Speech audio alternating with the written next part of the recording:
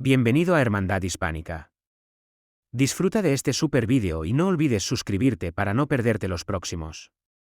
Uruguay, cuyo nombre oficial es República Oriental del Uruguay, es un país soberano de América del Sur, situado en la parte oriental del Cono Sur. Su capital y ciudad más poblada es Montevideo.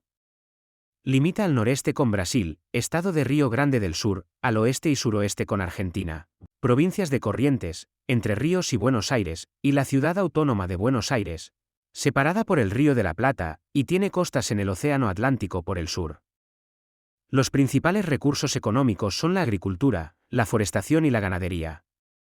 Los recursos minerales y energéticos son escasos, y las principales industrias son las del papel, el cartón, el cemento y la refinería de petróleo. Los pobladores del Uruguay en el momento de la conquista española eran principalmente los charrúas, entre los que se distinguen los guenoas minuanes, los boanes y los chaná. Existe controversia sobre la existencia de otro grupo conocido como los arachanes por la falta de registros históricos. Existía además el pueblo de los yaros que pertenecía a los yes mestizados o aculturados con los charrúas. Contrariamente a lo que ha sido la opinión dominante durante gran parte del siglo XIX y el XX, las investigaciones arqueológicas y etnohistóricas recientes han revelado que el poblamiento del territorio uruguayo por parte de los charrúas fue mayormente posterior a la conquista europea. Más precisamente, ocurrió entre fines del siglo XVII y principios del siglo XVIII, y se debió a su expulsión desde los territorios de las actuales provincias argentinas de Santa Fe y Entre Ríos, donde tenían su principal morada, como parte de la gran ofensiva contra los pueblos indígenas desencadenada por los colonizadores españoles luego de la Guerra Guaranítica. Se acepta, sin embargo, que alguna porción del territorio uruguayo, como por ejemplo, parte del actual departamento de Colonia, tenía presencia charrúa antes de esa migración. La etnia de los minuanes, en cambio, habría sido la más populosa y extendida en el territorio uruguayo, aún después de ese desplazamiento de los charrúas. Simultáneamente, los guaraníes, originarios de los territorios de las misiones jesuíticas, tanto durante su existencia como más aún luego de su disolución, huyeron a regiones cercanas, incluyendo al territorio uruguayo. Ellos llevaron consigo sus conocimientos europeos transmitidos a través de su contacto con la Compañía de Jesús en las mencionadas misiones, dando lugar a la principal herencia cultural amerindia en el interior uruguayo, sobre todo en lo que tiene que ver con prácticas relativas a la cría de animales, la gastronomía y otras costumbres. Hay varias teorías sobre el origen de la nomenclatura de Montevideo. Una hipótesis afirma que podría derivar del término Montevideo, usado por quien avizorara por primera vez el cerro existente en sus costas.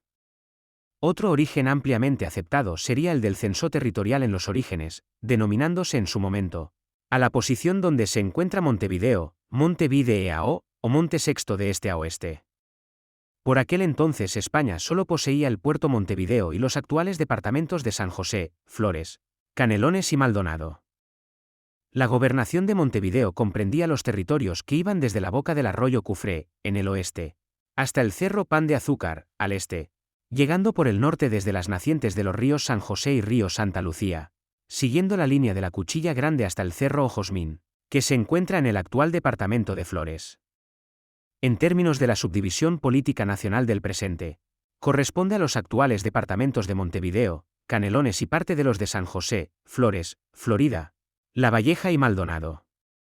Se destaca en el inicio de su formación el caudillo José Gervasio Artigas, cuya intención era crear en la provincia oriental el núcleo de una confederación que abarcara la totalidad de las provincias unidas del Río de la Plata. Artigas se tituló protector de los pueblos libres, reuniendo bajo su mando militar a la banda oriental, mayormente el actual Uruguay, y las actuales provincias argentinas de Entre Ríos, Misiones, Corrientes, Santa Fe y, brevemente, Córdoba. También pretendía integrar las misiones orientales, que Artigas declaraba parte de la provincia oriental, y la República del Paraguay. Dentro de esta categoría, dicho reglamento menciona a los negros, los zambos y las viudas pobres con hijos, entre otros. Como otros proyectos de desarrollo cabe mencionar la fundación de la primera biblioteca pública, el reglamento aduanero para el fomento de la producción nacional, y el primer intento de establecer una escuela pública. Este proceso llega a su fin con la invasión de los portugueses a través del Brasil. Los primeros 40 años del nuevo país fueron testigos de una gran inestabilidad política. Los continuos enfrentamientos entre blancos y colorados dieron lugar a la llamada Guerra Grande y al largo sitio de Montevideo, con el país dividido entre dos gobiernos rivales, y que presenciaron graves intromisiones en sus asuntos internos por parte de la Argentina y el Brasil. A esa guerra siguieron una serie de golpes de Estado y revoluciones, que llevaron a Uruguay a participar en la larga y costosa guerra de la Triple Alianza contra Paraguay. Hubo una bonanza económica dada por las consecuencias de neutralidad del país durante la Primera Guerra Mundial, cuando se empezó la industrialización del país, donde por años se dejó de importar productos manufacturados europeos y comenzó a fabricarse en el territorio nacional. El hecho que su mercado de exportaciones fuese más amplio fue una ventaja para la economía uruguaya, ya que no dependía estrictamente de pocos países que importaban sus productos, y no era vulnerable a los cambios de demanda de estos mercados.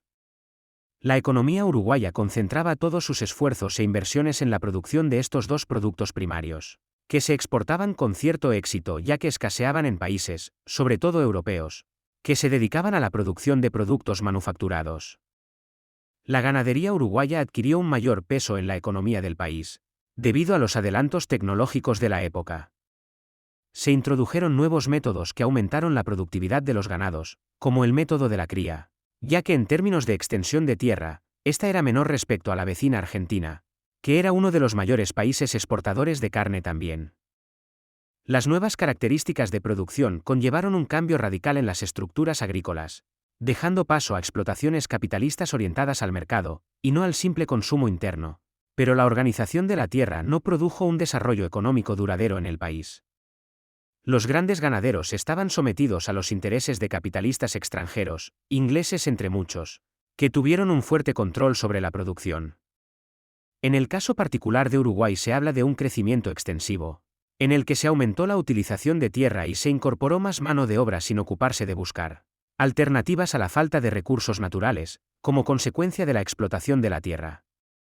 Algunas medidas sí que llegaron a ser reales. El gobierno central tomó partido e impulsó numerosas empresas y se intentó importar más bienes de capital que de otro tipo para el cambio de sistema económico. Pero, como se ha comentado, para Uruguay no está nada claro que las medidas sí tuvieran la suficiente importancia como para que se diese un cambio de modelo productivo. En cambio, el déficit público que se iniciaría aquí tendría consecuencias más adelante. La agitación política y social en Uruguay en esta época tampoco ayudó para el despegue de su economía. Los medios de comunicación fueron censurados o prohibidos, el movimiento sindical destruido y toneladas de libros quemados tras la prohibición de las obras de algunos escritores. Las personas fichadas como opositoras al régimen son excluidas de la administración pública y de la educación.